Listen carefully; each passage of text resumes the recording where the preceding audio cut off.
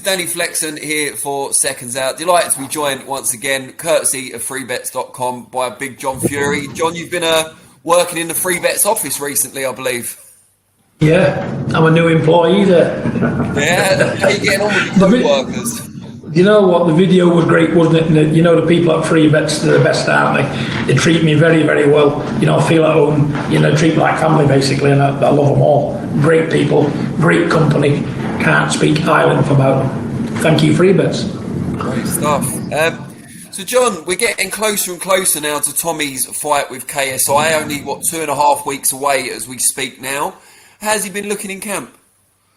Yeah, he's been, he came in a bit heavy into camp 7 weeks ago now. You know, we're right on cue with the weight. You know, he's getting on like an house on fire. The sparring's going well. We've got some great kids to spar with, all different kinds, you know, and it couldn't be going any better. I'm more than happy where we are 3 weeks out. I'm just under. And we know Tyson's got his own big fight coming up against Francis Ngannou. Have Tommy and Tyson, done any training together for this camp? No, because Tyson's been doing his own thing. You know, he's up there, and the fights, both contests are close together. But we've just locked ourselves away here in Cheshire at Mottram Mall, which is a fantastic place, by the way. You know, and we're honoured to train here and privileged to be here. But, you know, it's a training camp. We've worked hard twice a day, you know, and we've left not one stone unturned. We're going to be more than ready on the night, because we've got a mission to do, a mission to complete, and that's what we want to do, and that's to take KSI out completely in Tommy's own town of Manchester. And you talked about having lots of different kinds of sparring partners for Tommy. Is a lot of that because of KSI's background? You don't really know what he's going to bring? Well, you know, it's just what we do. You know, I get things done properly.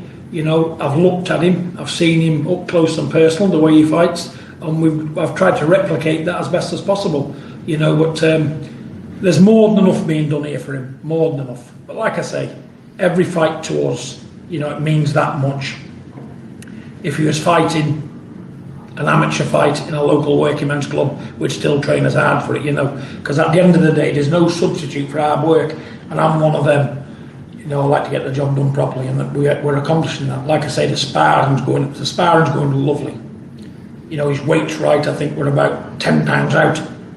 We've got about 10 pounds to lose, and we're just under 3 weeks out, you know. So, yeah, he's as fit as fire. We've done some different things in this camp, what we normally do. And to my money, we've had a lot better camp than what we had with Jake Paul.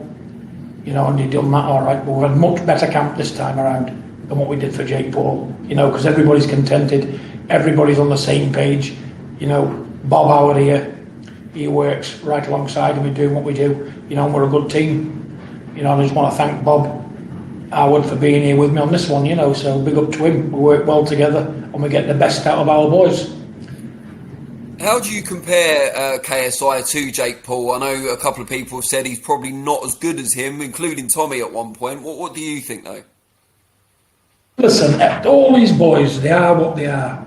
Anyone who's game enough to get in that ring and throw hands, they've got to be looked at seriously, you know. But do I think one's better than the other?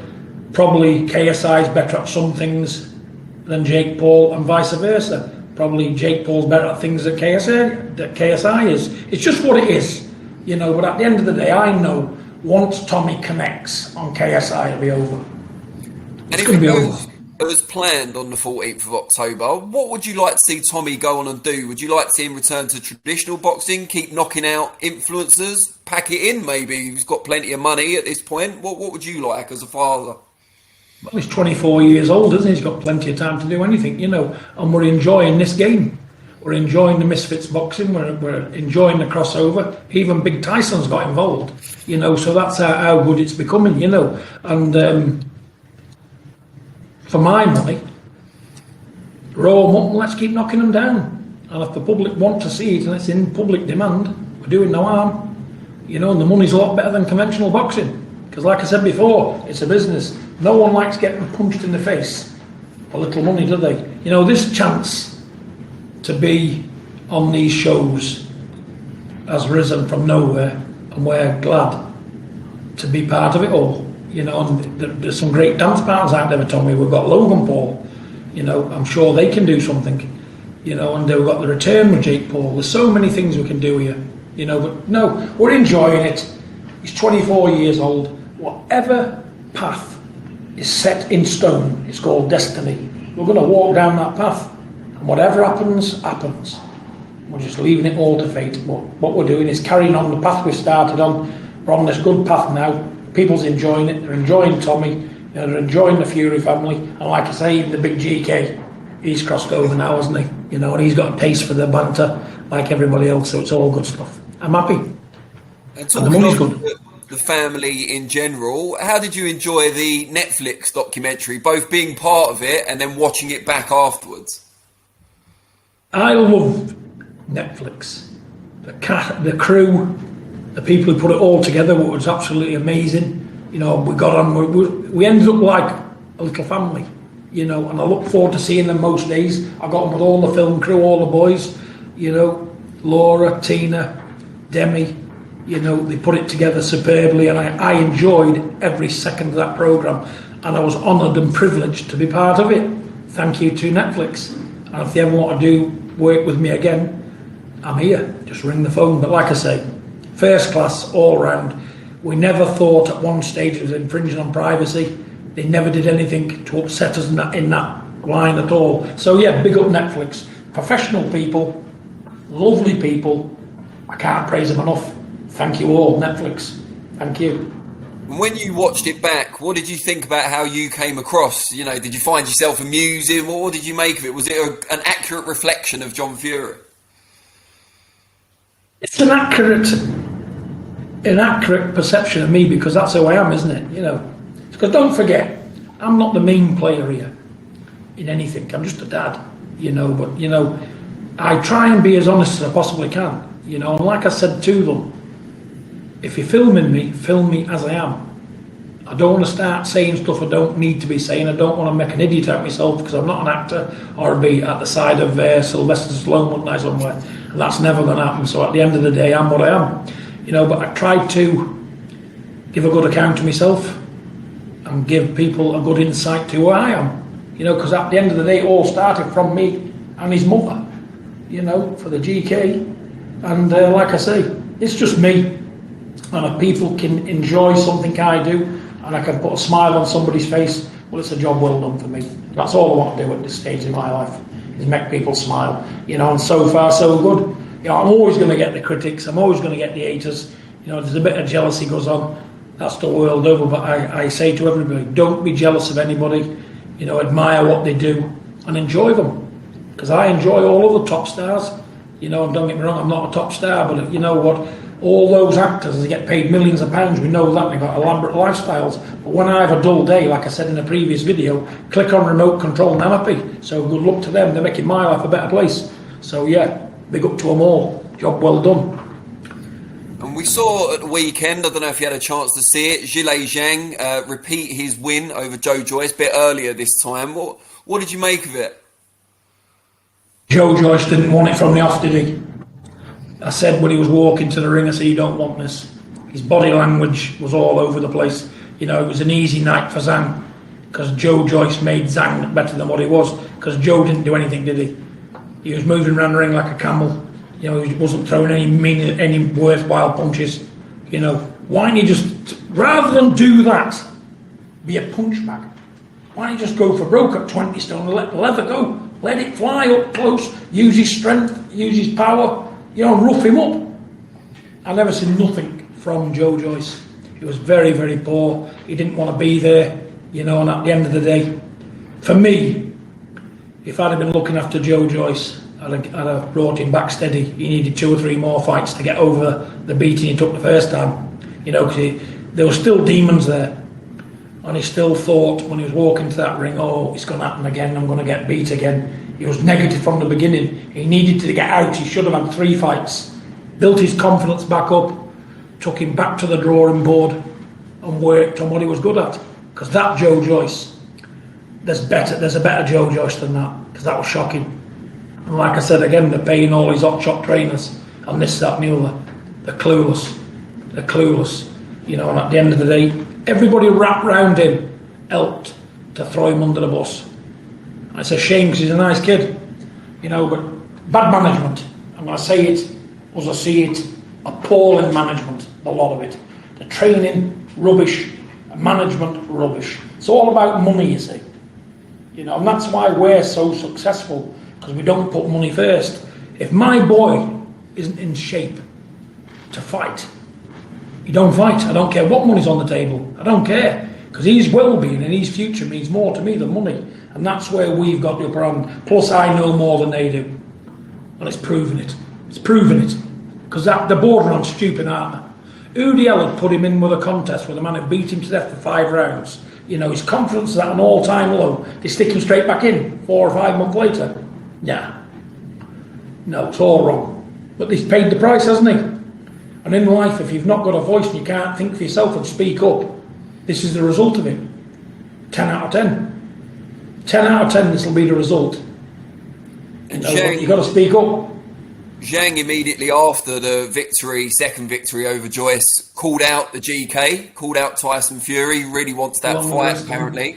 Along with the rest of the world. Sorry, go ahead. Along with the rest of them. Well, yeah. Did you see anything in Zhang that could threaten Tyson or that was impressive, a challenge? Well, the thing is, Zhang's a big southpaw. He's got quick hands, but he's got the slowest pair of feet I've ever seen.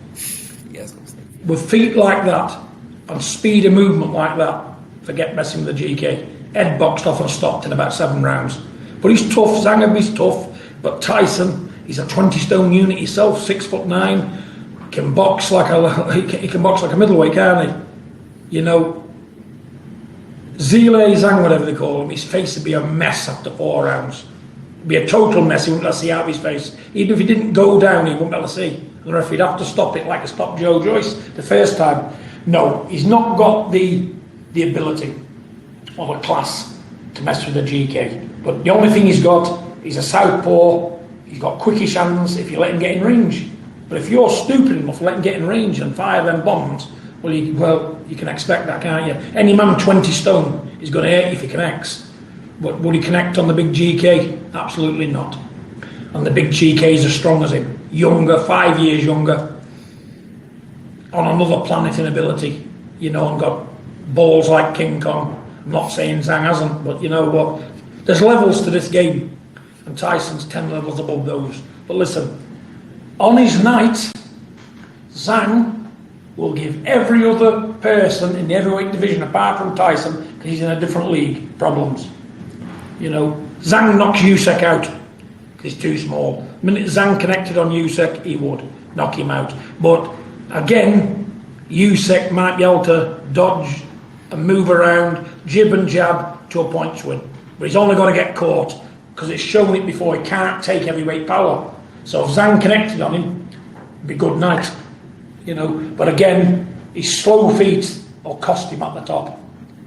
Because he's uncouth, isn't he? He's got fast enough hands, but his feet don't match his hand speed. No.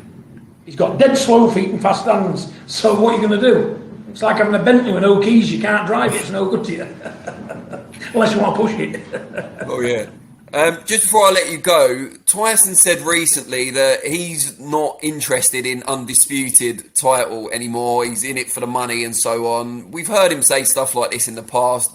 Should we believe him, John, or does he actually care about undisputed, really? Anybody who believes a word Tyson says on the day is dafter than me and him.